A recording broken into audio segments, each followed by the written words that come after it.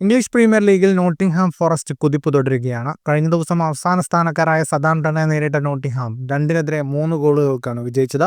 ജയത്തോടെ ലീഗിൽ 3-ാം സ്ഥാനത്ത് തുടരുകയാണ് നോട്ടിംഗ്ഹാം ഫോറസ്റ്റ്. 11-ാം മിനിറ്റിൽ എലിയറ്റ് ആൻഡേഴ്സന്റെയും 28-ാം മിനിറ്റിൽ ഹഡ്സൺ ഒഡോയിയുടെയും ഉഗ്രൻ ഗോളുകളിലൂടെ മത്സരത്തിൽ മുന്നിലെത്തിയ നോട്ടിംഗ്ഹാം 41-ാം മിനിറ്റിൽ ഐനയുടെ ക്രോസിൽ നിന്ന് ഹെഡറിലൂടെ ക്രിസ് വുഡ് നേടിയ ഗോളിൽ ആദ്യ പകുതിയിൽ 3 ഗോളുകൾക്ക് മുന്നിലെത്തി. രണ്ടാം പകുതിയിൽ സതാംപ്ടൺ 2 ഗോൾ മടക്കിയെങ്കിലും നോട്ടിംഗ്ഹാമിന്റെ വിജയത്തെ തടയാൻ അവർക്കായില്ല. വിജയത്തോടെ ലീഗിൽ 22 മത്സരങ്ങളിൽ നിന്ന് 44 പോയിന്റാണ് നോട്ടിംഗ്ഹാമിനുള്ളത്.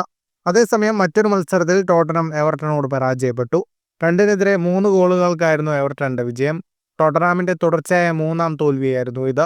ഗുഡിസൺ പാർക്കിൽ നടന്ന മത്സരത്തിൽ 13-ാം മിനിറ്റിൽ ഡൊമിനിക് കാൽവർട്ട് ലൂയിനിലൂടെ എവർട്ടൺ ആദ്യ ലീഡെടുത്തു. 30-ാം മിനിറ്റിൽ എൻജിയെ എവർട്ടന്റെ 2ാം ഗോൾ നേടിയപ്പോൾ ആദ്യ പകുതി അവസാനിക്കും മുൻപ് ആന്ദ്രേ ഗ്രേയുടെ സെൽഫ് ഗോളും എവർട്ടന്റെ സ്കോർ ബോർഡിൽ ഇടം പിടിച്ചു.